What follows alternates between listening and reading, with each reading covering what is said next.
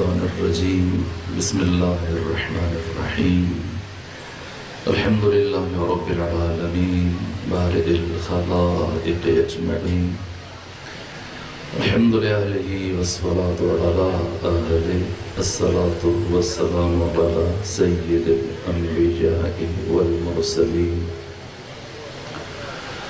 العبد المؤيد رسولنا المسدد المصطفى الأمجد الحبيب الأحمد النبي الأمي المكي المدني السراج المنير الكوكب الدري صاحب الوقار والسكينة المدفون بأرض تكينة المدفون بأرض مدينة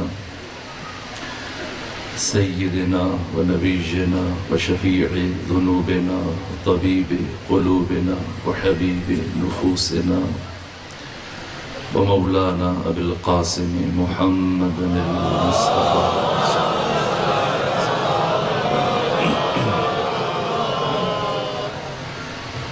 وأهل بيته الأطيبين الأطهرين الأنجبين المعصومين المظلومين ورحمة الله على أحبابهم وأصحابهم وشيعتهم ومحبيهم ومواليهم أجمعين ولعنة الله على أعدائهم ومنكر فضائلهم وغاصب حقوقهم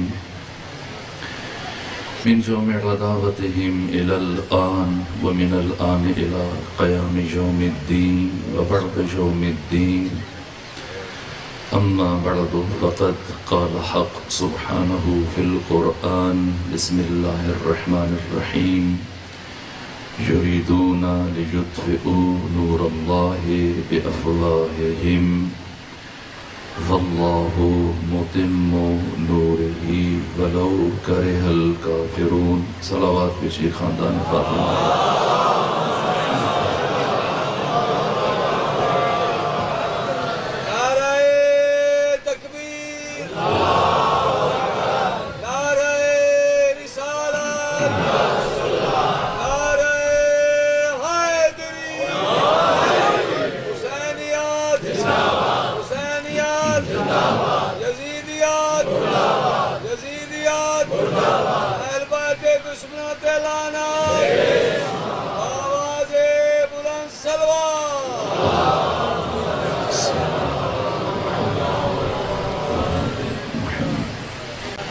وجود مبارک حضرت امام حسن مجتبی علیہ آلاف التحیت و ثنا کی زندگی، آپ کی حیات طیبہ اور آپ کی سیرت مطہرہ کے کچھ نقوش اور کچھ پہلو کل میں نے آپ کی خدمت میں عرض کیے۔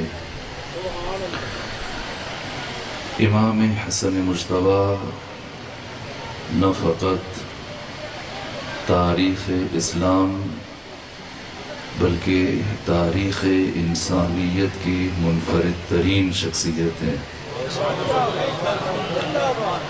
امام حسن مجتبی تاریخ بشریت کی غیر معمولی اور آفاقی شخصیت ہیں، وہ شخصیت کہ جس پر بشر ناز کر سکتا ہے، فخر کر سکتا ہے، انسانی اور اخلاقی قدروں کے امین، عزت اور ناموس بشر کے محافظ، اقدار انسانی کی معراج۔ کتنے بلند ہے حسن مجتبی،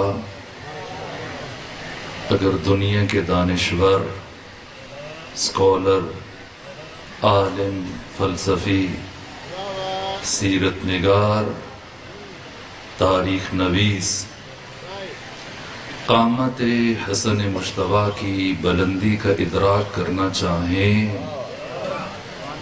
تو ان کی ٹوپیاں اور ان کے عمامے زمین کے اوپر گرنا شروع ہو جائیں گے،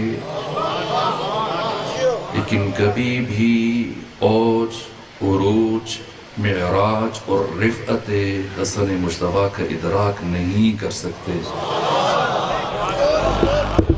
حضرت کا علم، حضرت کی معرفت، حضرت کی بصیرت، حضرت کی شجاعت، حضرت کا صبر، حضرت کا استقلال، حضرت کا طرز حکومت، اور سب سے بڑھ کر جس انداز سے یوسف زہرا نے باطل اور طاغوت کے چہرے سے نقاب کو ہٹایا ہے، یہ کام خاص ہے ذات حسن مجتبیٰ کے، آپ کی شخصیت کے ساتھ خاص ہے۔ یہ کربلا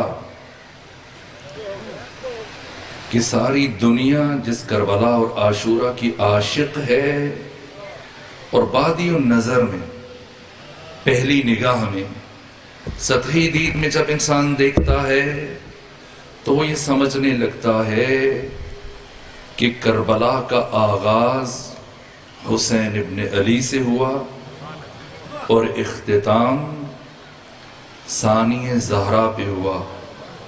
لیکن جب انسان بباطن دقت سے اور گہرائی سے تاریخ اسلامی کا مطالعہ کرتا ہے تو وہ یہ دیکھتا ہے کہ کربلا اور عاشورہ حسینی بعد میں ہے، پہلے حسنی ہے۔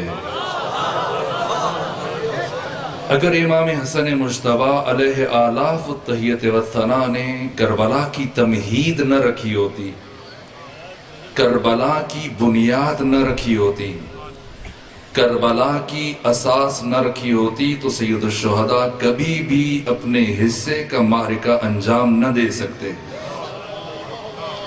کربلا کا آغاز حسن مجتبیٰ سے ہوا، آپ کی شخصیت سے ہوا۔ اس لیے جو محققین ہیں، دیکھیے سیرت امام حسن مجتبیٰ پر بہت کچھ لکھا گیا، تاریخ اسلامی کی مظلوم ترین شخصیت ہیں، اپنوں نے بھی آقا کی شخصیت کو اس طرح سے ادراک نہیں کیا، غیروں نے تو جو تہمتیں لگائیں، جس طرح سے آپ کی شخصیت سے متعلق گستاخیاں ہو رہی ہیں، جو تعارف پیش کیا جا رہا ہے، اپنوں نے بھی حق ادا نہیں کیا۔ حق یہ ہے جیسا کہ آیت اللہ سید عبد الحسین شرف الدین آملی نے فرمایا کہ تاریخ اسلام میں جو حیثیت روز عاشورہ کی ہے اور جو اہمیت روز عاشورہ کی ہے، اہل فکر و نظر پہ مخفی نہیں کہ وہی حیثیت اور وہی اہمیت روز سابات کی ہے۔ جس دن امام حسن مجتبیٰ نے طاغوت کے چہرے سے نقاب کو ہٹا دیا، پوری دنیا پر باطل کو آشکار کیا، پہلا کام جو مشکل ترین کام تھا وہ باطل اور طاغوت کی تشخیص تھی، باطل اور طاغوت کا تعارف تھا، باطل اور طاغوت کی پہچان تھی، اسے دنیا کے سامنے لانا تھا، اس کا اصلی چہرہ دنیا کے سامنے رکھنا تھا۔ یہ کام حسن مجتبیٰ نے کیا، اور پھر طاغوت پر ضرب چلائی حسن مجتبیٰ کے چھوٹے بھائی حسین ابن علی نے۔ امام حسین کا مقام، آپ کی عزت، آپ کا شرف، آپ کی بلندی، خود امام حسین علیہ السلام 9 اماموں کے باپ ہیں۔ یہ 2 بھائی کی امامت نسل حسین سے بڑھی، کیوں پروردگار نے اولاد امام حسن مجتبیٰ میں امامت نہیں رکھی؟ کہ حسین جیسے بھائی کے ہوتے ہوئے اب امامت یہ ممکن نہیں ہے کہ حسین کو نہ دی جائے اور اولاد کی طرف منتقل کر دی جائے۔ ادھر امامت حسین کو پہنچی اور اب دوبارہ پھر امام حسین سے لے کے اولاد امام حسن میں منتقل ہو، نہ، یہ بھی نہیں ہو سکتا۔ امام حسین 9 اماموں کے باپ ہیں، لیکن خود مقتدی ہیں امام حسن مجتبیٰ کے۔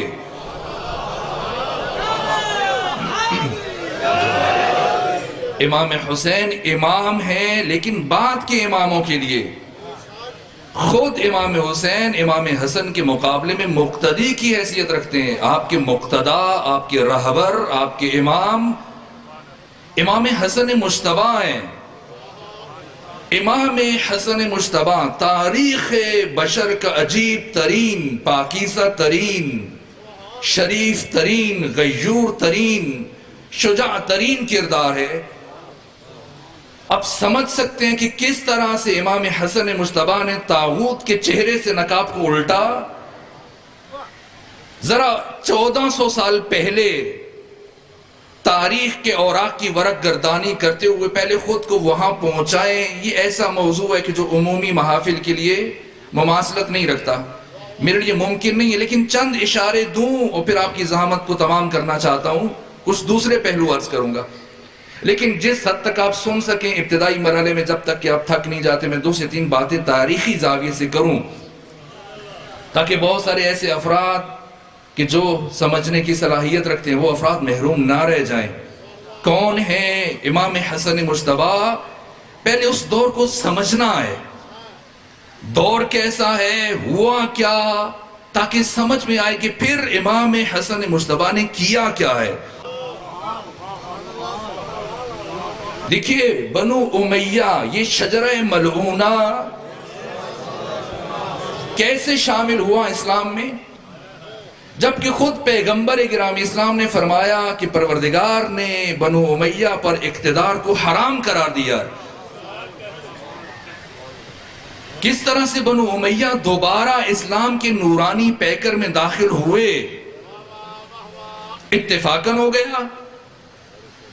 یہ اقتدار خاندان نبوت سے ہٹا، اپنے مسیر سے ہٹا، اور پھر اسلام کے بدترین دشمن خاندان تک کیسے منتقل ہو گیا؟ یہ بات سوچنے کی ہے، سمجھنے کی ہے.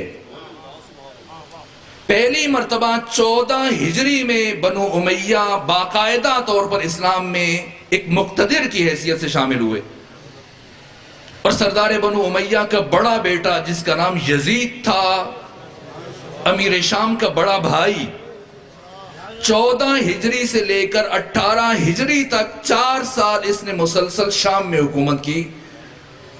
پھر یہ طاعون کی بیماری میں گرفتار ہوا، مر گیا، اور 18 ہجری سے لے کر 36 ہجری تک پھر 19 سال مسلسل اس کے چھوٹے بھائی معاویہ ابن ابو سفیان نے شام پر حکومت کی. پہلے 4 سال جو خود یزید نے حکومت کی. مقام فکر ہے. اب آپ ابن عساکر کی تاریخ جامع دمشق اٹھا لیجئے، طبری اٹھا لیجئے، خود ابن خلدون جو بنو امیہ کی شاہ پر جس نے تاریخ لکھی ہے، اٹھا لیجئے تاریخ، اور دیکھیے کہ پورے شام میں، حمص میں، لبنان میں، فلسطین، اس پورے شامات کے علاقے میں رسول اللہ کی کل کتنے صحابی گئے. اٹھائیے تاریخیں اور خود جائزہ لیں کہ بالکل ایسا خطہ جس میں اسلام کا تعارف پیش نہیں ہوا، فتوحات کے نتیجے میں اسلامی سرزمین قرار پایا، لیکن اب اسلام کا تعارف کون کروائے، اسلام کی پہچان کون کروائے، اسلام کی تعلیمات، اسلام کے اصول، اسلام کے فروع، اسلام کی جزیات، اسلام کی فقہ، کلام رسول کون بتائے، کون سمجھائے، کون تفسیر کرے. بنو امیہ نے اسلام کب قبول کیا؟ 8 ہجری فتح مکہ کے موقع پر. تو بنو امیہ کو پیغمبر گرامی اسلام کے ساتھ کتنا وقت گزارنے کا موقع ملا؟ زیادہ سے زیادہ 2 سال. اور پیغمبر نے بھی انہیں مؤلفۃ القلوب قرار دیا ہے، یعنی اصحاب رسول کی صف میں اس طرح سے شامل نہیں ہے. اب خود دیکھیے جنگ حنین کا مال غنیمت، جتنے بھی اصحاب رسول ہیں جن کی تعداد 1 لاکھ سے زیادہ ہے، صحابہ کرام کے حصے میں کتنے اونٹ آئے؟ تمام تاریخیں اٹھائیے، حوالہ دینے کی اس لیے ضرورت نہیں ہے. اگر کسی ایک تاریخ میں بات ہو تو پھر حوالہ دیا جاتا ہے، جو باتیں تمام تاریخوں میں متفق ہوں پھر حوالے دینے کی ضرورت نہیں رہتی. ہر صحابی کو جو جنگ حنین میں شریک ہوا کتنے اونٹ ملے؟ 4۔ لیکن بنو امیہ کے یہ افراد، خود ابو سفیان کے تمام بیٹے، سب کو پیغمبر نے کتنے کتنے اونٹ دیے؟ 100 اونٹ ایک فرد کو دیے۔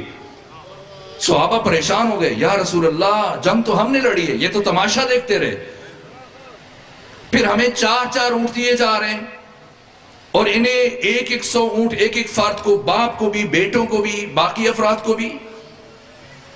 فرمایا کیا تم راضی نہیں ہو کہ تمہارے پاس اللہ اور اس کا رسول ہے؟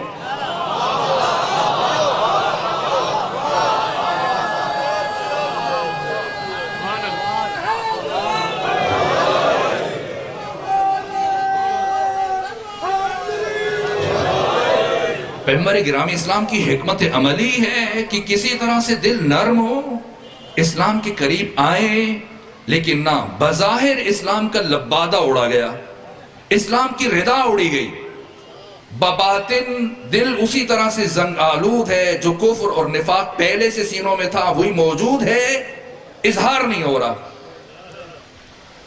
اور پھر ایسے افراد کو، یعنی 1,00,000 سے زیادہ صحابہ کرام مدینے میں موجود ہیں، باقی اسلامی دنیا میں 1,00,000 سے زیادہ صحابہ کرام، جلیل القدر صحابہ، معاذ بن جبل، عبداللہ ابن مسعود، عبداللہ ابن عباس، اور کتنی بڑی بڑی شخصیتیں ہیں، یہ ہزاروں صحابہ جو بدری ہیں، السابقون السابقون اولئک المقربون۔ کیوں ان میں سے کسی فرد کو نہیں چنا گیا اور بنو امیہ میں سے نفرات کو اٹھایا؟ ایک بھائی مرتا ہے، دوسرے بھائی کو برسر اقتدار لے کے آگے کون ہے جو اس نئے خطے میں، جہاں پر لوگ ابھی اسلام سے روشناس ہو رہے ہیں، کون تعارف کروائے؟ جس نے اسلام کی الف کو بھی ابھی تک نہیں سمجھا ہے، جو اسلام کی روح سے بے خبر ہے، جو خود اسلام نہیں جانتا، خود اسلام نہیں سمجھتا۔ میں حیران ہوتا ہوں، بہت سارے افراد جب گننے لگتے ہیں اور بیان کرنے لگتے ہیں، کہتے ہیں فلاں بھی کاتب وحی ہے، مگر فتح مکہ کے بعد کتنا قرآن نازل ہوا؟ گن لیجئے، علوم قرآن کے ماہرین سے جا کے پوچھئے، قرآن کا اکثر و بیشتر حصہ فتح مکہ سے پہلے نازل ہو چکا تھا، فتح مکہ کے بعد انتہائی کم مقدار رہ گئی تھی قرآن کی جو نازل ہوا، اور لکھنے والے کتنے تھے؟ جو پہلے لکھ رہے تھے انہیں کیوں رسول نے ہٹا دیا؟ اب کسے کاتب وحی کہہ رہے ہیں؟ ایسے افراد جنہوں نے سرے سے اسلام کی الف با کو نہیں سمجھا، جنہیں اتنا بھی نہیں پتا کہ اسلام سین سے ہے یا سواد سے ہے، ایسے افراد کو اٹھا کر ایک نئے خطے میں، جہاں لوگ سب غیر مسلم ہیں، حکومت اسلام کے پاس گئی، مسلمانوں کے پاس گئی، ابھی انہوں نے روشناس ہونا ہے، اور عوام اپنے حکمران کے دین پہ ہوتے ہیں۔ اب وہ کیا سیکھیں گے؟ 4 سال تک ابو سفیان کا بڑا بیٹا شام میں برسر اقتدار رہا، پھر 19 سال مسلسل چھوٹا بیٹا جس کا نام معاویہ ہے، یزید کا چھوٹا بھائی، برسر اقتدار رہا، اور اس کے بعد توجہ سے سماعت فرمائیے تاکہ نتیجے عرض کر سکوں، اور اس کے بعد پھر 4 سال 5 سال علی امیر المومنین کی حکومت رہی، اور 40 ہجری میں جب امیر المومنین کی شہادت ہوئی، پھر 20 سال مسلسل 3 بر اعظموں پر، پوری اسلامی دنیا پر کون حکومت کر رہا ہے؟ میں جب تاریخ پڑھتا ہوں ہل کے رہ جاتا ہوں۔ خود جب میں خلفاء کی زندگیوں کا مطالعہ کرتا ہوں، خلیفہ ثانی میں نے پڑھا ہے، کنسرین کا گورنر کون تھا؟ خالد بن ولید۔ خالد بن ولید جو کنسرین کا گورنر تھا، خلیفہ ثانی کو پتا چلا کہ انہوں نے 10,000 دینار، درہم نہیں دینار، یہ اٹھا کے اشعث بن قیس کندی کو دے دیے، تو بلال حبشی کو روانہ کیا کنسرین، کہا کہ مجھے یہ اطلاع ملی ہے کہ میرے گورنر خالد بن ولید نے اشعث بن قیس کندی کو 10,000 دینار دیے، جاؤ اس کے سر سے امامہ اتارو۔ الفاروق جو اردو زبان میں آپ کے درمیان موجود ہے، مولانا شبلی نعمانی نے لکھی، اور باقی تمام تاریخی کتابیں، جاؤ جا کر امامہ اتارو اور اسی امامے سے، اس کی پگڑی سے اس کے ہاتھ اور پاؤں کو باندھو اور ہمس کی جامع مسجد میں لے جاؤ اور سب کے سامنے جا کر اسے کوڑے لگاؤ اور وہ رقم اسے واپس منگواؤ اور مجھے پہنچاؤ، اور پھر خالد بن ولید کو میرے پاس لے کے آؤ۔ اور اس کے بعد زندگی بھر آپ پڑھ لیجئے تاریخ، دوبارہ خالد بن ولید کو کوئی عہدہ نہیں دیا گیا۔ یہ ایک زاویہ ہے تاریخ کا، یہ ایک دید ہے۔ دوسری طرف آپ دیکھیے بحرین کے گورنر ابو ہریرہ، خلیفہ ثانی کو اطلاع ملی کہ ابو ہریرہ نے کچھ گھوڑے خرید لیے، قیمتی ان کے پاس مویشی ہیں اور اچھا گھر بنا لیا، فوراً سے خط لکھا کہ جیسے ہی ممکن ہو میرا خط ملے سب کچھ چھوڑ کے میرے پاس مدینہ پہنچو، اور بھرے دربار میں پوچھا بتاؤ یہ سب کہاں سے لیا؟ کہا کہ مجھے تحائف ملے تھے، پھر ایک اونٹ کا بچہ تھا وہ میں نے بیچا تھا، کسی نے تحفے میں دیا تھا، پھر وہ بیچنے کے بعد پھر میں نے گھوڑا خرید لیا۔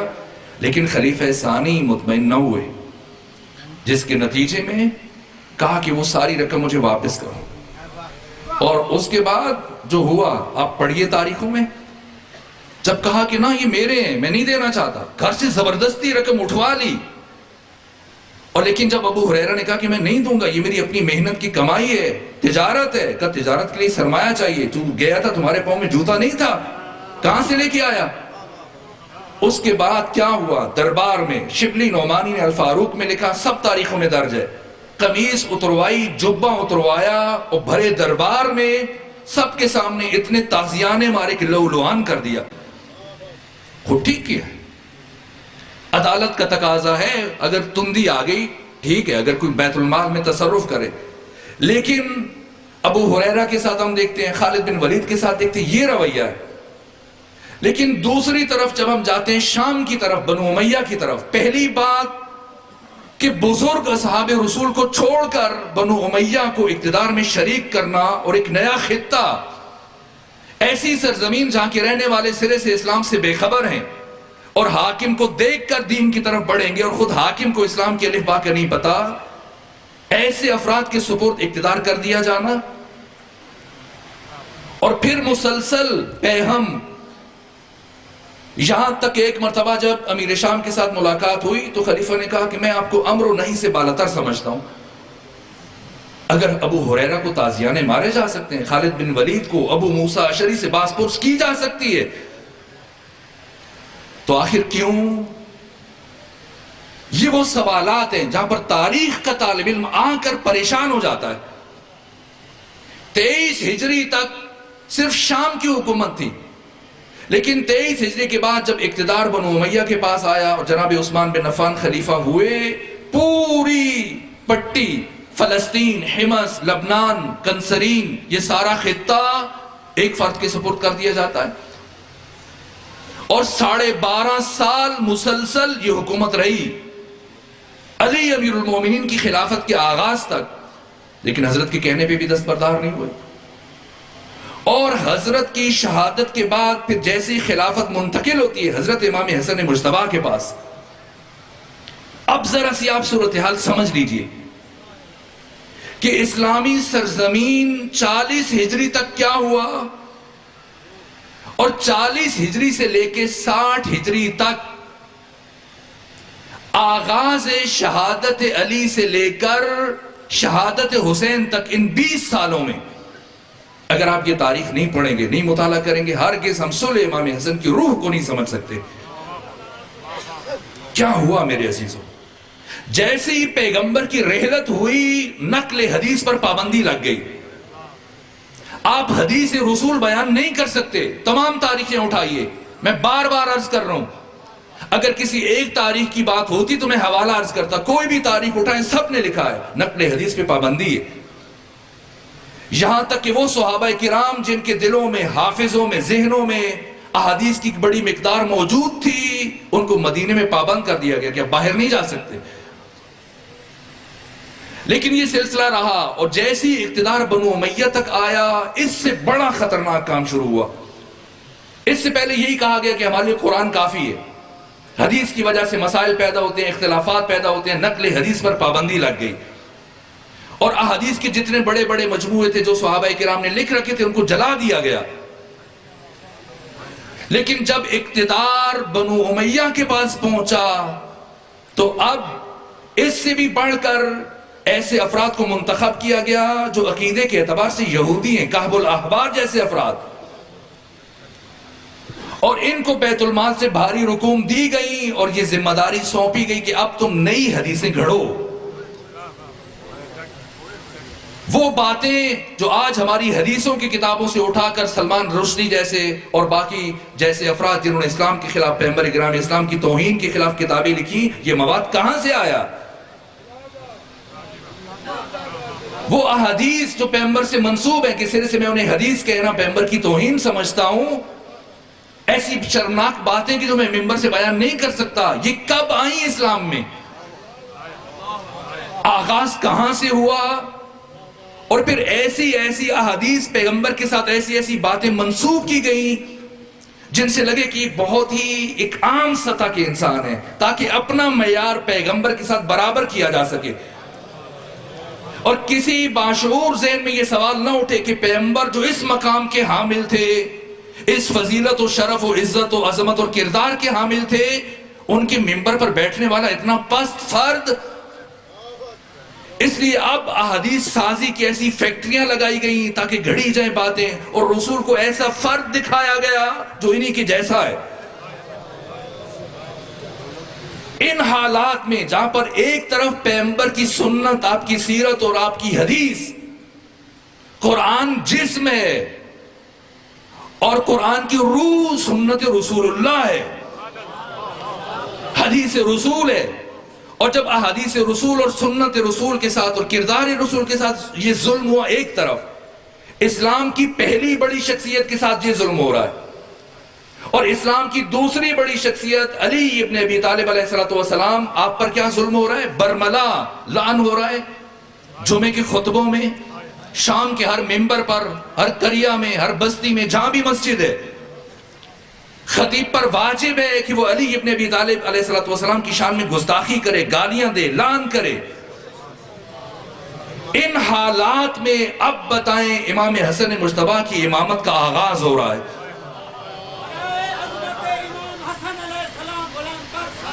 اللہم صلی اللہ. لیکن اتنی خوبصورتی اور اتنی مہارت سے یہ کام کیا گیا. کیا فرق ہے یزید میں اور یزید کے باپ میں؟ کیوں جس طرح سے امام حسین نے یزید کے خلاف تلوار اٹھائی، امام حسن نے کیوں نہیں تلوار اٹھائی؟ اٹھائی تو تھی، لیکن پھر نیام میں کیوں ڈالا؟ اگر ساتھیوں نے بے وفائی کی، کم از کم بنو ہاشم تو ساتھ تھے، چند جانثار صحابی بھی ساتھ تھے، انہی کے ساتھ مل کے شہید ہو جاتے سب، تو کیا ہوتا؟ آج تاریخ خاکم بدہن امام حسن مجتبیٰ کو ایک باغی کی حیثیت سے پڑھ رہی ہوتی تاریخوں میں، کتابوں میں. حضرت کا خون ضائع ہو جاتا. اسلام شہادت برائے شہادت کا قائل نہیں ہے. اگر انسان کی شہادت کے ساتھ ایک بڑا اور عظیم مقصد جڑا ہو تب شہادت کی ارزش ہے، اور اگر وہی ہدف انسان کی سلو کے ساتھ جو اس کے سکوت کے ساتھ جڑ جائے پھر سکوت اور سلو مقدم ہے. کیا کیا امام حسن مجتبیٰ نے سلو کر کے؟ کیا فرق ہے یزید میں اور کیا فرق ہے امیر شام کے درمیان؟ یزید نے اپنا کفر تشت ازبام کیا، اظہار کیا، اپنا کردار کھول کے رکھ دیا. لیکن اس سے پہلے امام حسن مجتبیٰ کے لیے یہ مشکل تھی کہ دشمن نے اس نے اسلام کا ماسک اپنے چہرے کے اوپر سجا رکھا تھا. روح بنو امیہ وہی ہے لیکن چہرے پر اسلام کا ماسک ہے، ظاہری اعمال اسلامی ہیں. اب اگر امام حسن مجتبیٰ بڑھیں، تلوار اٹھائیں، اگرچہ کہ تلوار اٹھانے کا نتیجہ بھی شکست ہے، اور جو قیمتی ترین جانیں بچ چکی ہیں، چند ایک اصحاب رسول، اصحاب امیر المومنین، بنو ہاشم کی کچھ افراد، تو وہ افراد ضائع ہو جاتے ہیں، قتل ہو جائیں. اور شہادت کے بعد اگر کوئی بڑا مقصد حاصل نہ ہو تو پھر شہادت برائے شہادت کی ارزش نہیں ہے. اس مرحلے میں آپ بتائیے، جب آپ کا چچا زاد بھائی عبیداللہ ابن عباس، کیوں عبیداللہ ابن عباس کو گورنر بنایا، اپنی فوج کا سپہ سالار بنایا امام حسن مجتبیٰ نے؟ اس لیے کہ امیر شام کے ایک علمبردار نے، ایک سپہ سالار بسر ابن ارطاط نے اس کے دو چھوٹے بہت خوبصورت بیٹوں کو قتل کر کے ان کے سر تن سے جدا کر دیے، ان کی جسموں کو آگ لگا دی تھی۔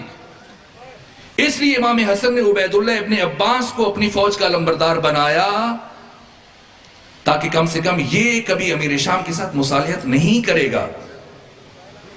لیکن کیا کیا امیر شام نے؟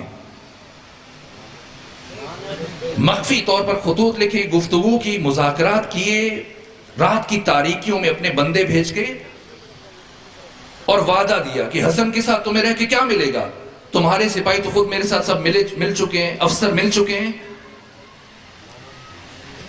اور تمہیں بھی عنقریب اگر میں کہوں تو قتل کر کے تمہارا کٹا ہوا سر میرے سامنے پیش کریں گے۔ ایسی گفتگو کی اور پھر لالچ دی کہ اگر میری حکومت میں آ جاؤ گے میں تمہیں حکومت بھی دوں گا، اور 10 لاکھ درہم دینے کا وعدہ کیا۔ 5 لاکھ وہی مقام صحابات میں پیش کیے، کہا باقی 5 لاکھ جب تم حسن کو چھوڑ کر کوفے چلے جاؤ گے تب تمہیں دیے جائیں گے۔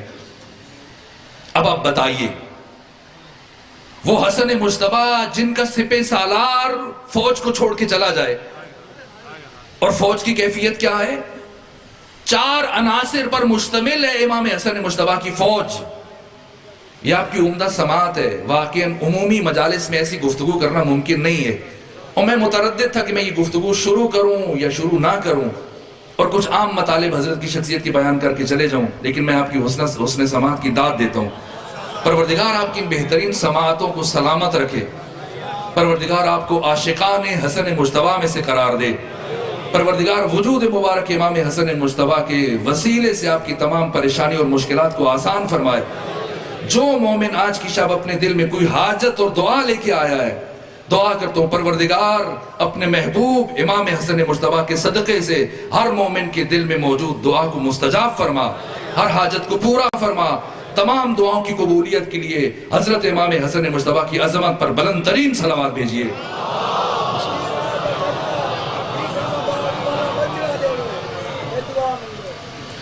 جو مومن بے اولاد ہیں پروردگار انہیں اولاد عطا فرمائے۔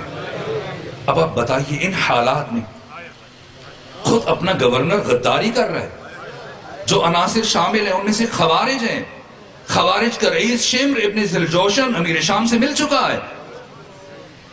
کیا عجیب و غریب حالات ہیں، اکثر فوج امام کی بک چکی ہے، اور اب خود امام کے سپاہی امیر شام کو خط لکھ رہے ہیں کہ بتاؤ زندہ حالت میں گرفتار کے لے کے آئیں، کر کے لے کے آئیں حسن مجتبیٰ کو، یا قتل کر کے لے کے آئیں۔ مقام صحابات میں حضرت نماز پڑھ رہے تھے، مدائن میں، اپنی چھاونی میں، جس جائے نماز پہ کھڑے ہو کے نماز پڑھ رہے تھے فرزند رسول، حالت نماز میں آپ کے نیچے سے جائے نماز کھینچ لی گئی، آپ کی ران مطہر کو زخمی کیا گیا اور آپ کی ہڈی تک زخم پہنچ گیا جس کے اوپر زہر لگی ہوئی تھی۔ اب بتائیے ان حالات میں جبکہ اپنا گروہ، اپنی فوج بغاوت کر رہی ہے، اگر امام حسن مجتبیٰ قیام فرمائیں، اب امام حسن مجتبیٰ کے پاس 2 راستے بچ جاتے ہیں۔ میں مختصر کر رہا ہوں، جو کہ بہت سارے افراد نے رات دیر تک پڑھنا ہے، مسلسل بیان کرنا ہے، وہ آپ کافی دیر سے بیٹھے ہوئے ہیں، مختصر کروں گا۔ کیا کیا امام حسن مجتبیٰ نے؟ حسن مجتبیٰ، اللہم صلی علی محمد و آل محمد، علی ابن ابی طالب علیہ السلام کی شجاعت کے وارث ہیں۔ سید مہدی بحر العلوم نے فرمایا کہ میرے لیے طے کرنا مشکل ہے کہ علی بڑے شجاع ہیں یا حسین ابن علی بڑے شجاع ہیں، اور میں عرض کرتا ہوں جتنے بڑے علی ابن ابی طالب شجاع ہیں، جتنے بڑے حسین ابن علی شجاع ہیں، اتنے بڑے خود امام حسن مجتبیٰ شجاع ہیں۔ غیر معمولی شجاعت کے حامل ہیں امام حسن مجتبیٰ۔ علی ابن ابی طالب کے 18 بیٹوں میں سے ایک بیٹے کا نام محمد حنفیہ ہے۔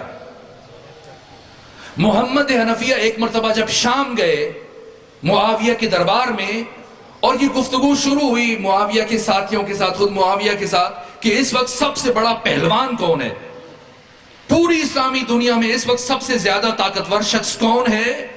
امیر شام نے کہا کہ شام میں میرے بڑے بڑے پہلوان ہیں، بڑے بڑے بہادر موجود ہیں۔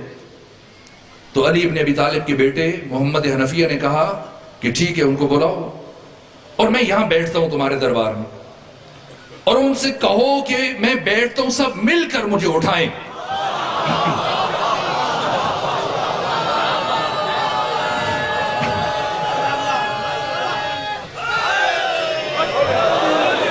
آئے، بڑے بڑے پہلوانوں کو بلایا گیا، آئے سب مل کی کوشش کی کہ کسی طرح سے محمد حنفیہ کو اٹھائیں، سارا زور لگانے کے باوجود نہیں اٹھا سکے۔ جب تھک گئے، پیچھے ہٹے، پھر خود امام جناب محمد حنفیہ کھڑے ہوئے، کہا میں خود کھڑا ہوا ہوں، اٹھا تو نہیں سکے، ان سے کہو زور لگائیں اور مجھے زمین پر بٹھا دیں۔ سب نے کوشش کی لیکن نہیں بٹھا سکے۔ یہ محمد حنفیہ ہیں، علی کے بیٹوں میں سے ایک بیٹے، واقعاً علی کے فرزند ہیں، شجاع ہیں، بہادر ہیں، تنومند ہیں، قوی ہیکل ہیں، قوی الجثہ ہیں، قد آور ہیں، لیکن یہی محمد حنفیہ جو اتنے بہادر اور دلاور اور پہلوان ہیں، جنگ جمل میں علی امیر المومنین نے اونٹ کی طرف اشارہ کیا جس کا نام عسکر تھا، کہ اے حنفیہ جاؤ اور جا کر اس اونٹ کی ٹانگیں کاٹو، اور خطبہ ارشاد فرمایا اے حنفیہ تزول الجبال ولا تزل، پہاڑ اپنی جگہ سے ہل جائیں لیکن تو نے اپنی جگہ سے نہیں ہلنا۔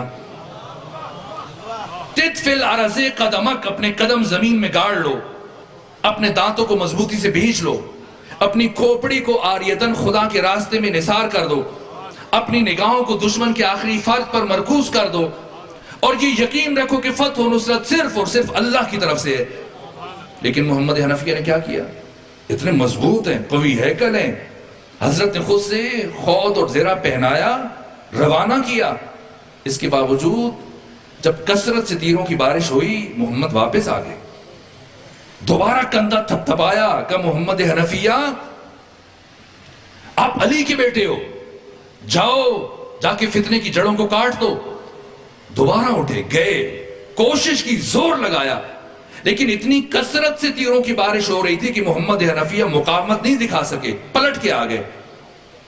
جب دیکھا امیر المومنین نے آپ کا بیٹا محمد حنفیہ فتنے کی جڑ قطع نہ کر سکے، پلٹ آئے، کثرت سے تیروں کی بارش کے باعث پلٹ آئے، تو اب امیر المومنین نے زبان سے کچھ نہیں کہا اور نگاہوں سے اپنے فرزند امام حسن مجتبی کی طرف دیکھا۔ جیسے امیر المومنین نے حسن مجتبی کی طرف دیکھا، آپ نے تلوار لی، گھوڑے پر سوار ہوئے، ایڑ لگائی، اور دیکھتے ہی دیکھتے خود حضرت کے اپنے سپاہی حیران تھے، جس سرعت سے امام حسن مجتبی اپنی فوج کے درمیان سے نکلے اور سامنے والے ابھی تیر اپنی کمانوں میں درست کر رہے تھے کہ چلائیں، لیکن جیسے بجلی چمکتی ہے یوں حسن مجتبی قلب لشکر میں داخل ہوئے اور اتنی مہارت سے تلوار چلائی کہ ایک ہی وار میں عسکر کی چاروں ٹانگیں کاٹ کے زمین پر گرایا۔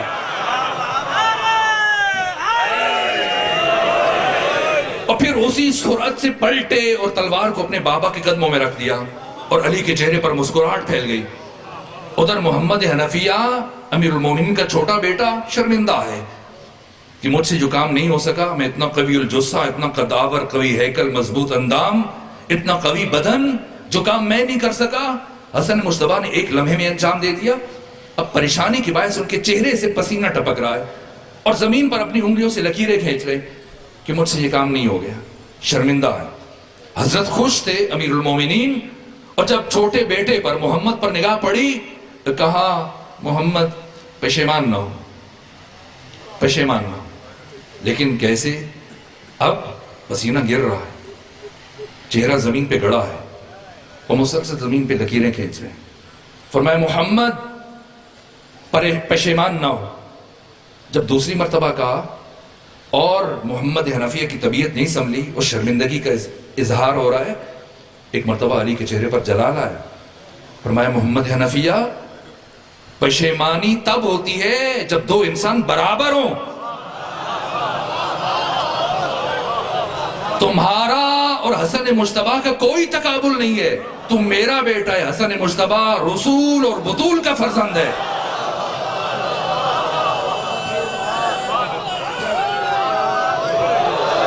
حسن مجتبیٰ کائنات کا شجاع ترین انسان کہ سگے بھائی جس حسن مجتبیٰ کی برابری نہ کر سکیں، کیا شام کے اوباش ان کے ساتھ ہم تقابل کر سکتے ہیں حسن مجتبیٰ کا؟ کون ہے حسن مجتبیٰ؟ کیا شجاعت ہے، کیا جرأت اظہار ہے، اور کیا معاہدہ کیا امام حسن مجتبیٰ نے.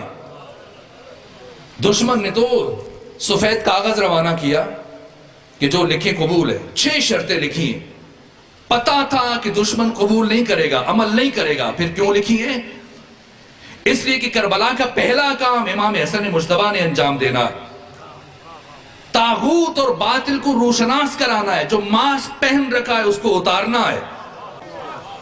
کیا کام کیا امام حسن مجتبیٰ نے؟ پہلی شرط کیا لکھی کہ ٹھیک ہے حکومت رکھ لو، لیکن جن 6 باتوں کا وعدہ کرو. پہلی بات، وعدہ کرو کہ اب کے بعد احکام خدا اور سنت رسول پر عمل کرو گے. یہ کتنا بڑا تماچا ہے. صاحبان معرفت سمجھ سکتے کہ اب تک تو نے کتاب خدا اور سنت رسول پر عمل نہیں کیا. آج اگر تمہیں حکومت دے رہا ہوں تو اس شرط پر کہ اب کے بعد اس پر عمل کرو گے. اور دوسری شرط کیا رکھی؟ کہا فرمایا کہ وعدہ کرو کہ تم اب کے بعد میرے پدر بزرگوار علی ابن ابی طالب پر ممبروں سے لعن طعن نہیں کرواؤ گے، گالیاں نہیں دلواؤ گے. آج کا جاہل ملا اٹھتا ہے اور ایسے بے وزن نعرے بناتا ہے کہ علی اور فلاں بھائی بھائی. امام حسن مجتبیٰ نے دشمن سے لکھوا کر دستخط لے کر تاریخ میں ثبت کر دیا کہ جو مسلسل ممبروں سے کئی سال میرے بابا پر لعنت کرتا رہا ہو وہ میرے بابا کا بھائی نہیں کہلا سکتا. کس طرح سے حقیقت کو آشکار کیا، ثبت کر دیا. تاریخ کی ہر تاریخ کی کتاب اٹھائیں، سلوکی شرائط سب کتابوں موجود ہیں. تیسری شرط جس سے کربلا کے لیے ذخیرہ کیا تاکہ میرا بھائی حسین آخری معرکہ لڑ سکیں. کچھ 100 افراد ہوں، کچھ ایسے صحابی بچ جائیں، کچھ ایسے مخلص اور باوفا اور باصفا افراد بچ جائیں. فرمایا وعدہ کرو کہ ہمارے شیعوں پر، ہمارے محبین پر، ہمارے اصحاب پر اور ہمارے چاہنے والوں پر ظلم نہیں کرو گے، انہیں قتل نہیں کرو گے، اور جو حقوق تم سب کو دے رہے ہو پوری اسلامی دنیا میں شیعیان علی کو ان سے محروم نہیں رکھو گے. اور پھر 5ویں شک کیا رکھی؟ فرمایا جب تک تم زندہ ہو حکومت کر لو، لیکن تمہیں اپنے بعد اپنا ولی عہد منتخب کرنے کی اجازت نہیں ہے.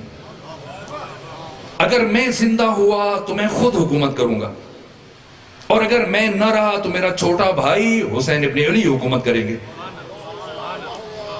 حسن مجتبیٰ دیکھ رہے تھے کہ دشمن سے ان میں سے کوئی ایک شرط پہ بھی عمل نہیں ہو پائے گا. آج مورخین کہتے ہیں کہ امام اٹھتے جنگ لڑ لیتے. بعض تجزیہ نگار کہتے ہیں جب پتا تھا کہ سلو پہ عمل، اگر حضرت اٹھتے تلوار اٹھا لیتے، پہلی تو تلوار سے کامیابی حاصل نہ ہوتی، دوسرا لوگ کہہ دیتے کہ وہ تو سلو کی پیشکش کر رہا تھا، امام نے ہی سلو قبول نہیں کی، فساد پھیلایا. نہ، دستخط لیے، لیکن اب پتا تھا، امام جانتے تھے کہ اب کیا ہونے والا ہے. صحابات میں یہ کام ہوا، سلو نامہ مقام صحابات پر تحریر ہوا، امیر شام نے سگنیچر کیے، اور جیسے ہی پہنچے اب نخیلہ میں، اور شام اور کوفے کی فوجیں ایک دوسرے میں داخل ہو رہی تھی، اس موقع پر امیر فراز ممبر پر آیا اور تقریر کی، خطاب کیا. اہل عراق، اگر تم یہ سمجھ رہے ہو کہ میری جنگ تمہارے ساتھ نماز کی وجہ سے تھی، روزے کی وجہ سے تھی، حج و زکوٰۃ یا احکام اسلام کی وجہ سے تھی، تو ہرگز نہیں. میری جنگ حکومت اور اقتدار کے لیے تھی جسے آج میں نے حاصل کر لیا. اور جہاں تک ان شرائط کا تعلق ہے جو امام حسن مجتبیٰ کے ساتھ میری طے ہوئی ہیں، تو میں انہیں اپنے پاؤں کے جوتے کے نیچے رکھتا ہوں. پھاڑا شرائط کو اور اپنے پاؤں کے نیچے رکھ دیا. امام حسن مجتبیٰ یہی چیز دنیا کو دکھانا چاہ رہے تھے. اہل عراق حیرت سے ایک دوسرے کے چہروں کی طرف دیکھ رہے تھے، یہ کیا ہو گیا ہے؟ امام دیکھ رہے تھے کہ کیا کردار ہے، لیکن چونکہ جیسے جادوگر فرعون کے دربار میں، جب انہوں نے رسیاں پھینکی، لاکھوں کی تعداد میں عوام جمع تھے اور جناب موسیٰ پریشان تھے۔ جب جادوگروں نے رسیاں پھینکی تو موسیٰ پریشان ہے۔ کیوں پریشان ہے؟ اس لیے کہ موسیٰ بھی دیکھ رہے کہ یہ رسیاں ہیں، جادوگروں کو بھی پتا ہے کہ وہ کیا پھینک رہے ہیں، لیکن عوام تو اتنا شعور نہیں رکھتے، ان میں تو اتنی بصیرت نہیں ہے۔ جیسی وہ ان رسیوں کو سانپوں کی شکل میں دیکھیں گے گمراہ ہو جائیں گے۔ اس لیے امام حسن مجتبیٰ نے چاہا کہ اپنے عصر کے فرعون کے دربار میں جو حقیقت وہ دیکھ رہے تھے اس دنیا کے اس وقت کے مسلمانوں کو دکھائیں، اور امام حسن مجتبیٰ اپنے اس مقصد میں کامیاب ہوئے۔ جس طرح سے باطل اور طاغوت کے چہرے سے نقاب کو الٹا، ورنہ شجاعت کس اعتبار پہ، جرأت اظہار۔ اس کے بعد پھر پوری زندگی جب تک آقا زندہ رہے، 10 سال 7 مہینے 25 دن حضرت کا عہد خلافت ہے۔ 15 جمادی الاول کو سابات میں صلح نامہ تحریر کیا گیا۔ 7 مہینے 25 دن حضرت کا عہد خلافت ہے۔ اس سے بعد سے آپ دیکھ لیجئے تقریباً 20 سال اور 10 سال امام حسن مجتبیٰ کے۔ ان 10 سالوں میں جب صلح ہو گئی، حکومت امیر شام کو مل گئی، بس اب اس سے زیادہ زحمت نہیں دوں گا، میں نے مشکل مراحل سے آپ کو گزارا ہے، میں متردد تھا کہ یہ باتیں بیان کروں یا نہ کروں، لیکن واقعاً آپ نے سننے کا حق ادا کیا ہے۔ اپنی صحت و سلامتی کے لیے خاندان فاطمہ الزہرا پر بلند ترین صلوات بھیجیے۔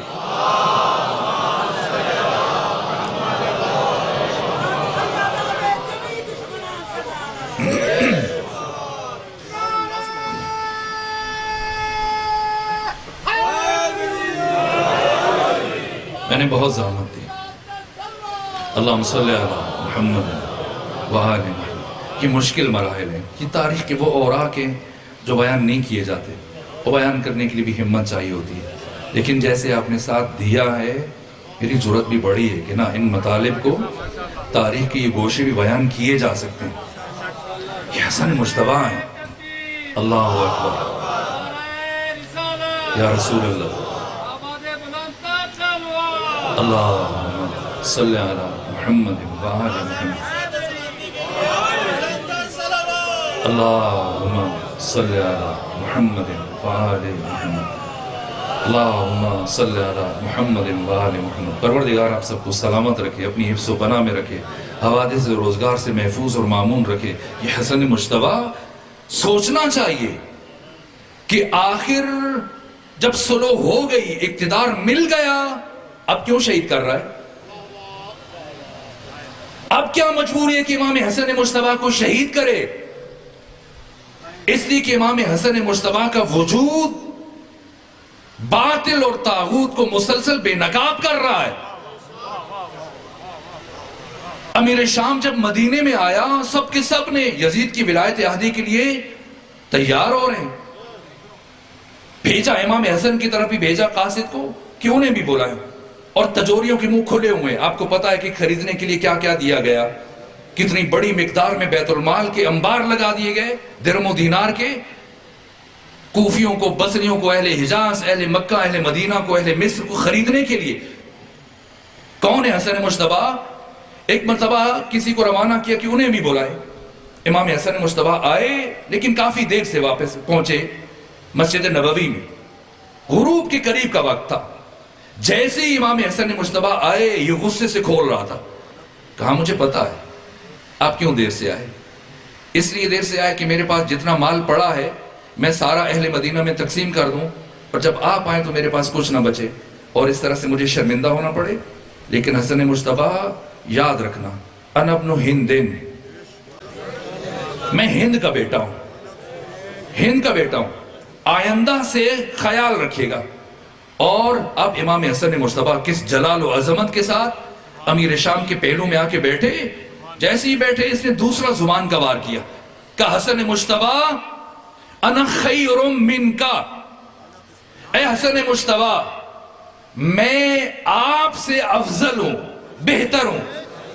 آپ مدینے میں محدود ہو کے رہ گئے اور پوری اسلامی دنیا میں اس وقت میری حکومت ہے، میرا اقتدار ہے۔ سنیں کون ہے حسن مجتبی؟ جیسے ہی امیر شام نے کہا کہ اے حسن مجتبی انا خیر منک، میں آپ سے افضل، آپ سے بہتر، ایک مرتبہ امام حسن مجتبی امیر شام کی طرف مڑے اور کہا اے امیر شام، حسن مجتبی بہت مجبور ہے۔ اے امیر شام، حسن مجتبی بہت مجبور ہے کہ وہ ایسا جملہ نہیں کہہ سکتا۔ کیوں؟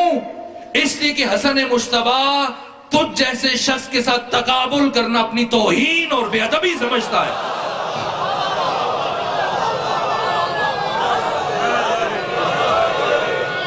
ایک 1000 ننگی تلواریں، اطراف میں سپاہی کھڑے ہیں، اور کیا جرأت اظہار ہے۔ فرمایا حسن مجتبی تجھ جیسے ننگے بشریت کے ساتھ اپنا تقابل کرنا اپنی توہین اور بے ادبی سمجھتا ہے۔ اس کے بعد امیر شام نے کہا حسن مجتبی یہ جتنے درہم و دینار کے انبار پڑے ہیں یہ سب اٹھا لیجئے اور لے جائیے، اور آئندہ خیال رکھیے گا کہ میں کون ہوں۔ امام اٹھے، اگرچہ کہ دربار دشمن کا ہے تو مسجد نبوی، لیکن آج دشمن کا دربار بنا ہوا ہے۔ 1000 سپاہی ہیں جن کے ہاتھوں میں ننگی تلواریں ہیں اور اطراف میں پھیلے ہوئے ہیں، اور ایسا ماحول کہ اس کے مصاحب، اس کے گورنر، اس کے قریبی سفیر سب جمع ہیں۔ ایسے عالم میں جبکہ اس کے غلام ہیں، اس کے سپاہی ہیں چاروں طرف، امام حسن مجتبی اٹھے، لیکن اتنے ہر دل عزیز تھے امام حسن مجتبی۔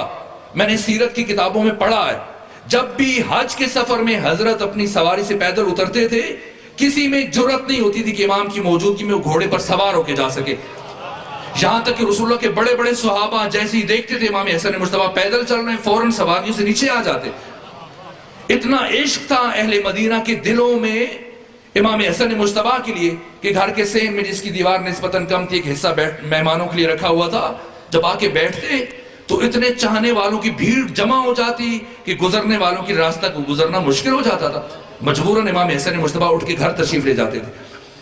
ہر دل عزیز تھے، جیسی کوئی دیکھتا تھا اس درجہ حسین تھے، اتنی جذاب شخصیت کے مالک تھے کہ انسان ان کی محبت کا اسیر ہو جاتا تھا۔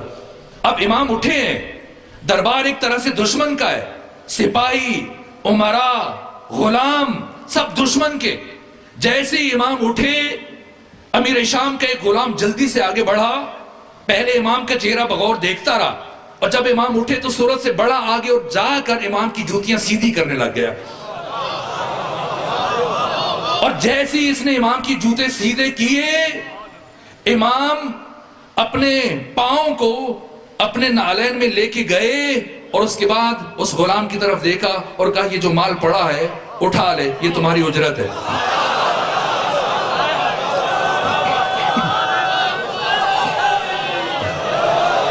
وہ سارا مال جو امیر شام امام حسن کے لیے رکھا تھا، اور کچھ دیر پہلے کہا تھا کہ حسن مجتبی آئندہ احتیاط کرنا، جتنا میں نے اہل مدینہ کو دیا ان سے زیادہ آپ کے لیے رکھا، تاکہ آپ کو میری حیثیت کا اچھی طرح سے اندازہ ہو جائے اور آئندہ آپ سوچ سمجھ کے میرے ساتھ یہ رویہ اختیار کریں۔ وہ سارا مال امام حسن مجتبی نے امیر شام کے ایک غلام کو صرف جوتیاں سیدھے کرنے پہ عطا کیا، اور اس کے بعد پلٹے امیر شام کی طرف اور فرمایا سنو امیر شام، آئندہ تم بھی احتیاط کرنا، اگر تو ہند کا بیٹا ہے تو میں فاطمہ زہرا کا بیٹا ہوں۔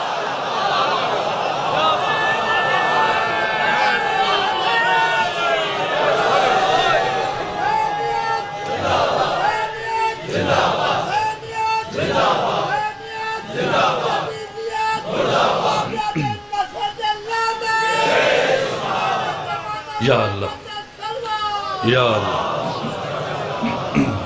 بس آخری جملے عرض کر رہا ہوں۔ آپ کی محبتوں کو دیکھ کے میرا جی چاہتا ہے کہ میں ایک مرحلہ اور طے کروں، اور بس ایک مرحلہ۔ یہ مدینہ ہے، ممکن ہے کوئی کہے کہ حسن مجتبی کا اپنا گھر ہے، بنو ہاشم ساتھ ہیں، آپ کے قریبی عزیز ہیں، آپ کا اپنا گھر ہے، یہاں پر یہ رویہ اگر اختیار کیا نہ حسن مجتبی جب اٹھ کے جا رہے تھے امیر شام سے کہا امیر شام میں یہ دیکھ رہا ہوں کہ تو میری شرائط کی مسلسل خلاف ورزیاں کر رہا ہے، اور تو چاہتا ہے کہ اپنے بعد اپنے بیٹے یزید کی ولایت احدی کا راستہ ہموار کرے۔ یاد رکھ جب تک حسن مجتبی زندہ ہے تو اپنی اس کوشش میں کبھی کامیاب نہیں ہو پائے گا۔ اور آئندہ احتیاط کرو، اس کام سے اجتناب کرو جس کا انجام سراسر امت مصطفیٰ کی تباہی ہے۔ بہت کچھ کہا، کہہ کے چلے گئے، اور جب پتہ چلا کہ اس کے باوجود امیر شام مختلف علاقوں میں خطوط لکھ رہا ہے، اپنے گورنروں کے ذریعے سے یزید کی ولایت عہدی کا راستہ ہموار کر رہا ہے، ایک مرتبہ امام حسن مجتبیٰ صرف ایک غلام کو ساتھ لیا، نہ غلام ہے، نہ مصاحب ہے، نہ ساتھی ہے، نہ بنو ہاشم میں سے کچھ افراد کو لیا، نہ اکیلے حسن مجتبیٰ، بس یہ آخری جملے عرض کر رہا ہوں، ایک غلام ساتھ لیا اور مدینہ سے پہنچے کہاں؟ شام میں پہنچے، اور امیر شام کو اطلاع مل گئی کہ حسن مجتبیٰ آ چکے، اور اب آ کر میرے ساتھ بحث کریں گے، تلخی کریں گے، گفتگو کریں گے، مجھے شرمندہ کرنا چاہیں گے۔ ایک مرتبہ اس نے اپنے تمام مصاحبوں سے، اپنے تمام درباریوں سے پہلے سے کہہ دیا کہ تیاری کر لو، جیسی حسن مجتبیٰ آئے میرے دربار میں اور پہنچے، سفر کا تھکا ہوا ہوگا، جیسی آئے میرے دربار میں تو تم سب حسن مجتبیٰ کے آباء و اجداد کی مذمت شروع کر دینا، بالخصوص علی ابن ابی طالب سے متعلق کہنا کہ حسن تو بہت بیچارہ آدمی ہے، اس کا باپ علی بیچارہ پٹے پرانے کپڑے پہنتا تھا، خاک پہ بیٹھتا تھا، یہودی کے باغ میں ملازمت کرتا تھا، غریبوں کے ساتھ بیٹھ کے کھانا کھاتا تھا، انہی کے بیچ میں بیٹھ کے ان کو باتیں سناتا تھا، فیصلے کرتا تھا۔ ایسی باتیں کرنا، اپنے آباء و اجداد کے کارنامے بیان کرنا، اور حسن مجتبیٰ کے آباء و اجداد بالخصوص علی ابن ابی طالب کے لیے ایسے الفاظ کہنا کہ حسن مجتبیٰ مرعوب ہو جائیں، دب جائیں، اس طرح سے زچ ہو جائیں کہ کچھ کہنے کے لائق نہ رہیں۔ لیکن جیسے ہی دیکھیں، مدینہ نہیں ہے، مکہ نہیں ہے، دشمن کے گھر شام میں پہنچے، اور جیسے ہی گئے، جیسے افراد کو پہلے سے تیار کیا گیا تھا، آئے بیٹھے، نہ دعا، نہ سلام، نہ احوال پرسی، نہ پانی پیش کیا گیا۔ ایک مرتبہ افراد جنہیں پہلے سے معمور کیا گیا تھا، ایک کونے سے ایک بول رہا ہے، حسن مجتبیٰ، پروردگار نے میرے خاندان پر بہت بڑا فضل کیا، اور میرے باپ کی تو اتنی زمینیں تھیں، اتنی جائیداد تھی، اتنے نوکر چاکر تھے، اتنی کنیزیں تھیں، اتنے غلام تھے، لیکن آپ کا باپ تو بہت بیچارہ آدمی تھا، آپ کا باپ تو بہت توحیدست تھا، تنگ دست تھا، مفلوق الحال تھا، غریب تھا، بیچارہ تھا، مزدوری کرتا تھا، خاک پہ بیٹھتا تھا غریبوں کے ساتھ۔ اس نے ختم کیا، دوسرے نے یہی بات کی، دوسرے نے ختم کی، تیسرے نے، چوتھے نے۔ جب سب نے باتیں کی، امیر شام خوش ہو رہا ہے، مسکرا رہا ہے کہ فرزند رسول، فرزند علی، سب کے سامنے توہین ہو رہی ہے، اور اب حسن مجتبیٰ میرے ساتھ بات کرنے کے لائق نہیں بچیں گے۔ ایک مرتبہ جب سب بول چکے اور تمام اہل دربار اپنے اندر کی کثافت کو زبان پر لا چکے، اب لبہائے حسن مجتبیٰ میں جنبش پیدا ہوئی، اور اب رخ کیا امیر شام کی طرف اور فرمایا، اتفتخر ہؤلاء علی بالآباء والاجداد، اے امیر شام، کیا تو ان افراد کے ذریعے سے آباء و اجداد کے اعتبار سے حسن مجتبیٰ پر فخر فروشی کرتا ہے؟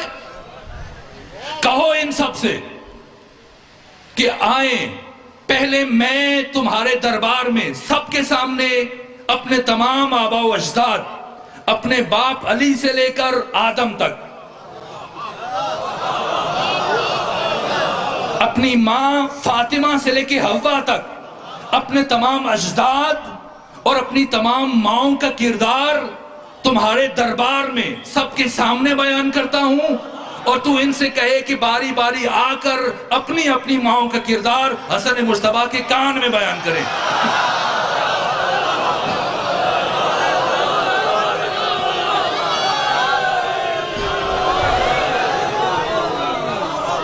دوستوں کے بیچ میں، یا علی، دوستوں کے بیچ میں اپنوں کے درمیان کھڑے ہو کے بات کرنا، خطاب کرنا، گفتگو کرنا آسان ہے، پورا دشمنوں کا مجمع ہے۔ تنہا حسن مجتبیٰ ایسا سناٹا طاری ہوا جس کے بعد پھر کسی کو کچھ کہنے کی جرات نہ ہوئی، اور اس کے بعد حضرت امام حسن مجتبیٰ ایک مرتبہ دوبارہ اپنی گفتگو کا آغاز کیا، خطبہ شروع کیا، فرمایا، یا اہل الشام، اے اہل شام سنو، حسن مجتبیٰ کون ہے؟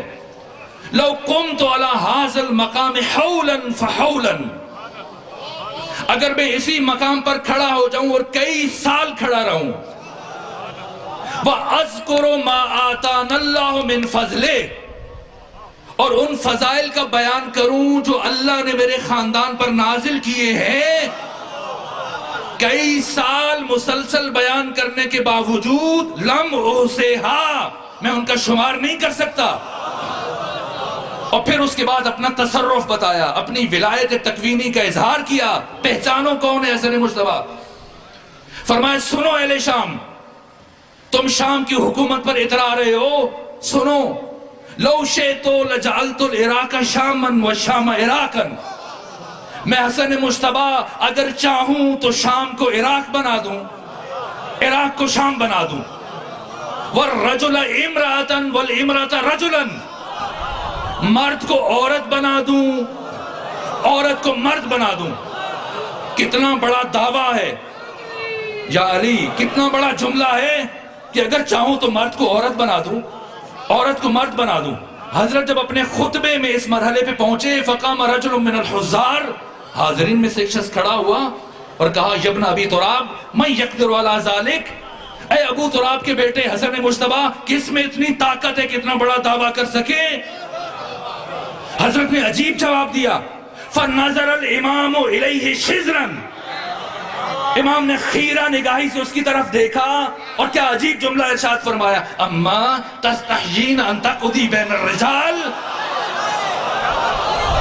تجھے شرم نہیں آتی کہ عورت ہو کے مردوں کے مجمع میں بیٹھ گئی؟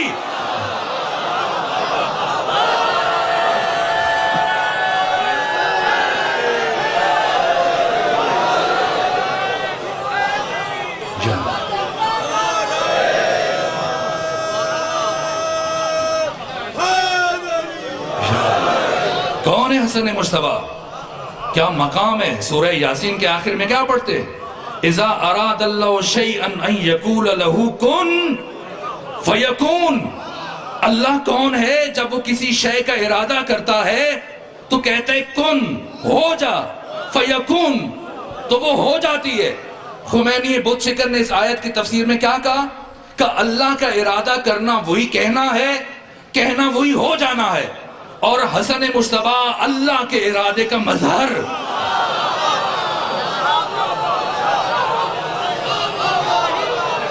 جیسی کا اما تستحشین ان تقضی بین الرجال. یا اللہ سمجھو خدا خدا ہے، قدیم قائم حشر قیوم ہے، نہ ابتداء نہ انتہا ہے. انسان چھوڑ کے تو قدیم بندہ، رکوتیاتی منظر خدا ہے، خدا خدا ہی خدا منے مادو پنجے تندہ ہے.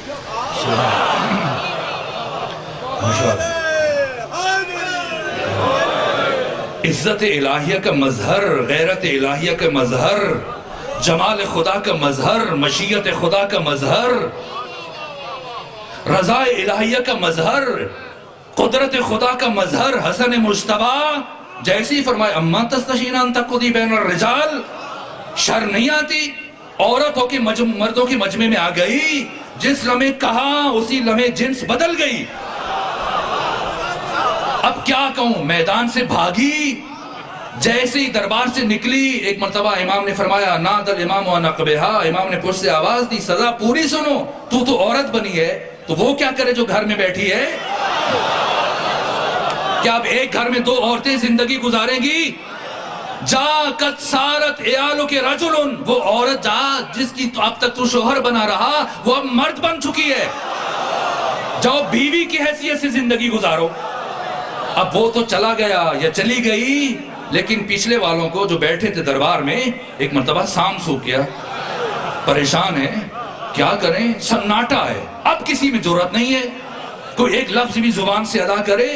یہاں تک کہ جب کافی وقت گزر گیا، اب امیر شام کی جان میں جان آئی تو کہا کہ آپ نے اچھا نہیں کیا، میرے شہر میں، میرے ملک میں، میری حکومت میں، میرے درباریوں کے سامنے آپ نے مجھے شرمندہ کر دیا، رسوا کر دیا.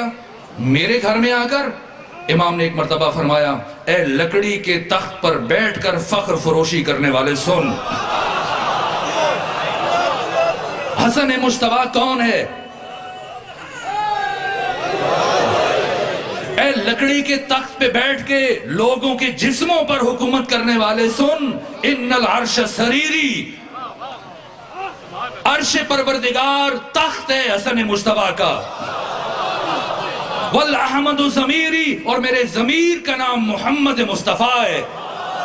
وعلی امیری، اور میرے امیر کا نام علی ابن ابی طالب ہے، والحسین وزیری، اور میرے وزیر کا نام حسین ابن علی ہے، وجبریل فقیری، اور میرے دربان کے دروازے کے فقیر کا نام جبرائیل ہے۔ اور پھر ایسا جملہ کہا، کیا جملہ؟ سر سیری، کیا عجیب لفظ ہے۔ سر مرد کے لیے ہوتا ہے، جاؤ راستہ لو، عورت ہو پھر سر نہیں کہتے، سیری کہتے ہیں۔ اب کیا جملہ کہا، جس کے بعد پھر جتنی بچی کھچی صلاحیت تھی وہ بھی ختم ہو گئی، جس کے بعد پھر کسی کو جرأت نہ ہوئی کہ کوئی کچھ بولے۔ فرمایا ان العرش سریری واحمد ضمیری وعلی امیری والحسین وزیری وجبریل فقیری۔ اگر تم انسان بنتے ہو، ان شئت اقل لک سیری، انسان بنتے ہو یا تمہیں بھی کہوں سیری؟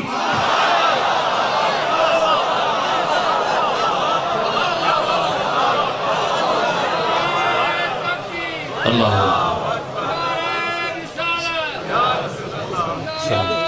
سلامت،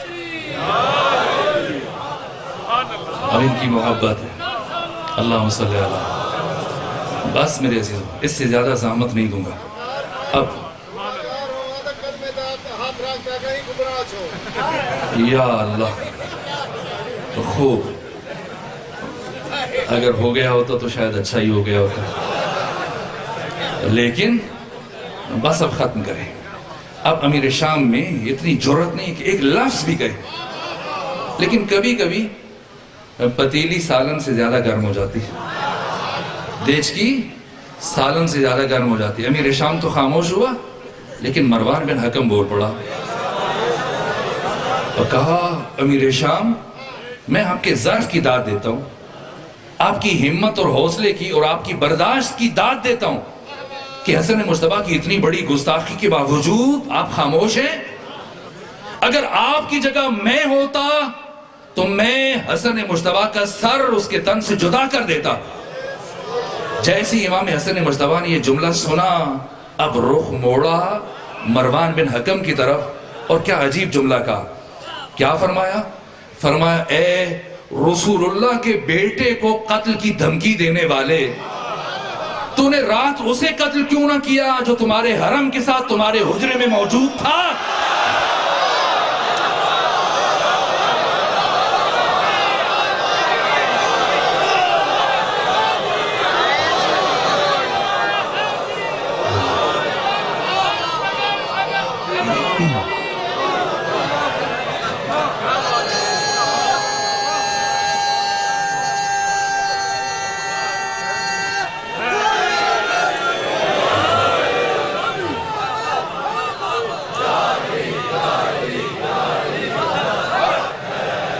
اسی لیے تو امام صادق نے فرمایا، من وجد فی قلبہ محبتنا فلیشکر امہ، جو شخص اپنے سینے میں ہم محمد و آل محمد کی محبت کو محسوس کرے، اسے چاہیے کہ اپنی پاک تینت ماں کا شکریہ ادا کرے۔ ابو بصیر نے کہا، اگر ماں مر جائے تو کیا کرے؟ فرمایا، اس کی قبر پہ چلا جائے، جا کے فاتحہ پڑھے اور کہے، ماں میں تمہارا ممنون احسان ہوں کہ تو نے میرے باپ کی امانت میں خیانت نہیں کی۔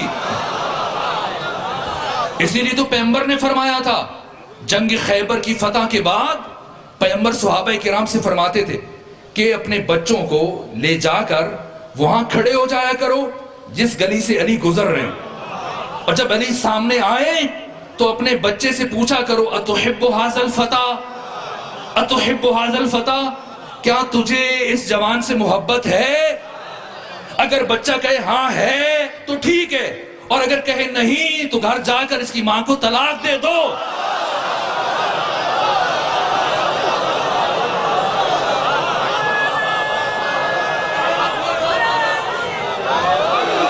اگر رات کے اس حصے میں یہاں پر جمع ہو کر اس انداز سے بیٹھے ہیں تو پھر اپنی ماں کے کردار کو بھی سلام کرنا چاہیے۔ یہی بات دشمن کے دربار میں امام حسن مجتبیٰ نے فرمائی۔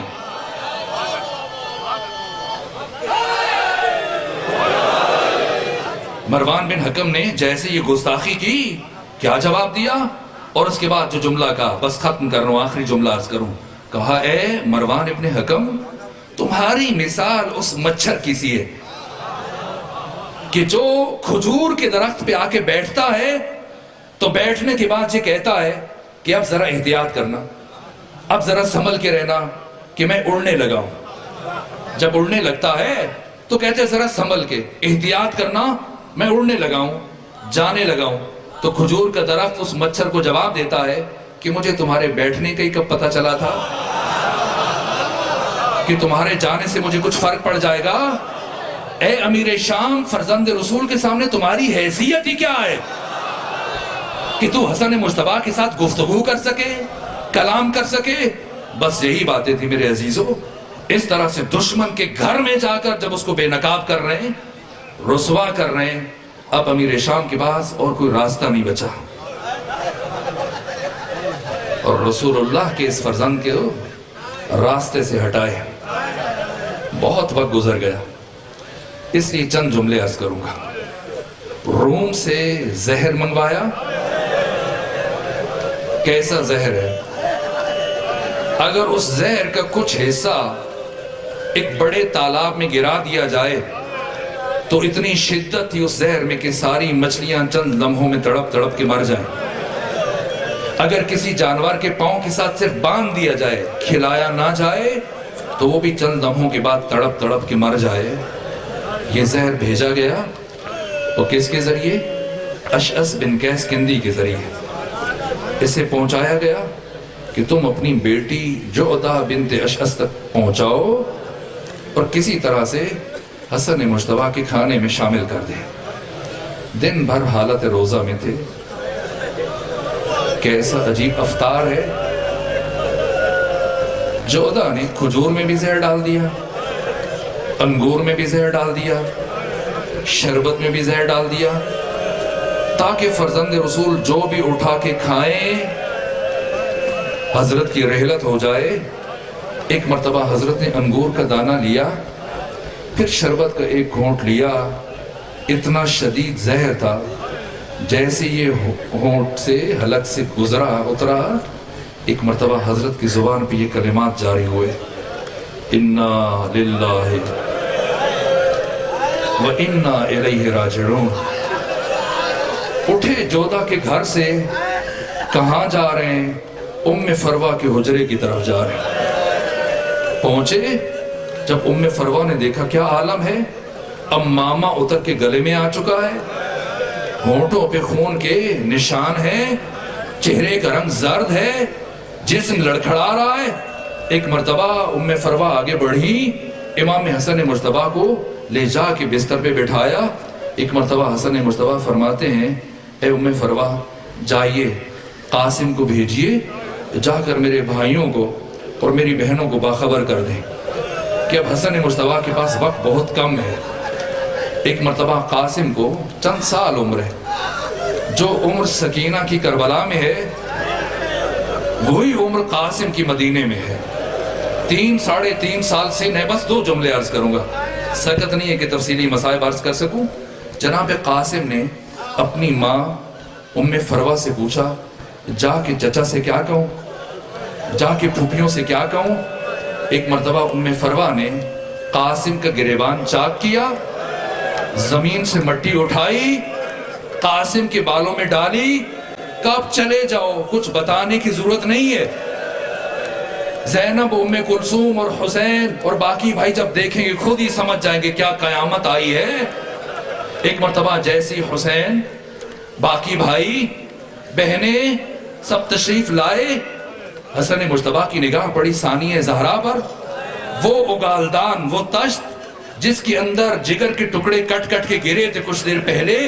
فرمایا ام فروہ ذرا اسے چھپا دو، مخفی کر دو، میری بہن زینب کی نگاہ پڑے گی، میری بہن سے برداشت نہیں ہو پائے گا۔ بس 2 جملے، سکت نہیں ہے کہ عرض کروں۔ میرے عزیزو، اللہ نہ کرے کوئی بہن اپنے بھائی کا وہ حال دیکھے جو ثانیہ زہرا نے اپنے بھیا حسن مجتبیٰ کا دیکھا تھا۔ بڑے عجیب مراحل ہیں، بڑے عجیب مصائب ہیں، بیان کرتا رہا لیکن بس اب ایک جملہ عرض کروں گا۔ کتنے مراحل گزر گئے، حضرت نے وصیتیں فرمائی اور کیا کیا کام کیے۔ بہن زینب کو بلایا، کچھ وصیتیں کی، ساتھ ایک عجیب کام کیا، ثانی زہرا کی کلائیوں کے بوسے لیے۔ ایک مرتبہ بی بی نے پوچھا بھیا حسن کیوں میری کلائیوں کے بوسے لے رہے ہیں؟ کہ بہن زینب دیکھ رہا ہوں انہی بازیوں میں رسن پہنائے جائیں گے۔ پھر اپنے بھیا حسین کو بلایا، گلے سے لگایا، بہت روئے، یہاں تک کہ حسین بھی بہت روئے۔ فرمایا بھیا حسین آپ نہ روئیے، باقی سب روئے لیکن آپ نہ روئیے۔ کہ بھیا حسن میں کیوں نہ روؤں؟ کہ لا یومک یومک یا ابا عبداللہ، جو دن آپ جس دن شہید ہوں گے اس کی مثل آج کا دن نہیں ہو سکتا۔ آج میرے ساتھ سب موجود ہیں لیکن جب آپ کو شہید کیا جائے گا آپ کے پاس ان میں سے کوئی نہیں ہوگا۔ بس میرے عزیزو، اس کے بعد فرمایا بھیا حسین قاسم کو کچھ دیر کے لیے میرے سینے پر لٹا دیا جائے۔ اس کیفیت میں قاسم کے ساتھ کیا لکھتے رہے، کیا بیان کیا، سب چھوڑ رہا ہوں۔ آخری جملہ عرض کر رہا ہوں، یہاں تک کہ وہ مرحلہ آیا کہ روح امام حسن مجتبیٰ قفس انصری سے پرواز کر گئی۔ آقا حسین نے غسل دیا، کفن پہنایا، وہ جو خود بے کفن ہے اپنے بھائی کو کفن پہنا رہا ہے۔ کیا فرق ہے دو بھائیوں میں؟ ایک بھائی کو 2 مرتبہ کفن ملا، دوسرا بھائی بے کفن چلا گیا۔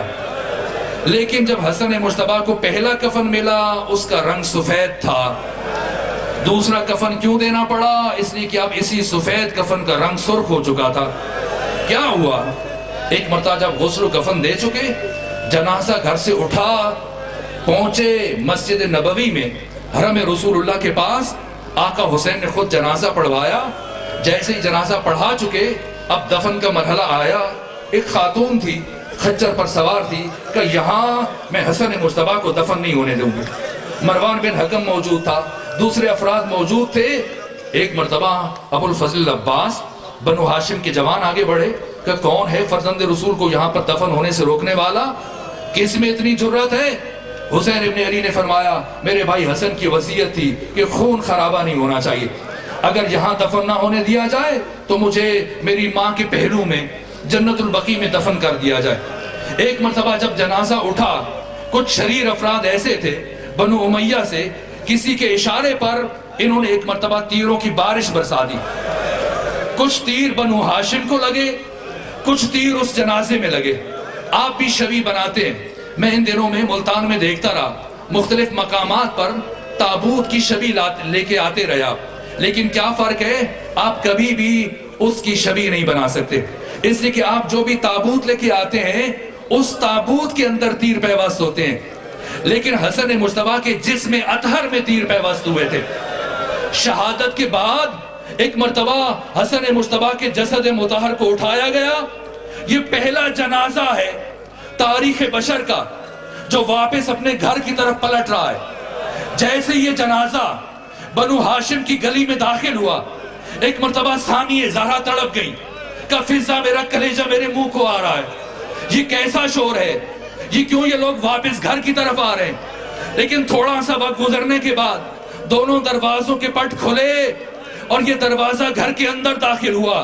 کیسا منظر ہے، 70 تیر حسن مجتبیٰ کے جنازے میں پیوست ہیں۔ ایک مرتبہ ثانیہ زہرا آگے بڑھی، ایک طرف حسین بیٹھ گئے، دوسری طرف ثانیہ زہرا بیٹھ گئی، بہن اور بھائی مل کر حسن مجتبیٰ کے جنازے سے تیر نکال رہے ہیں۔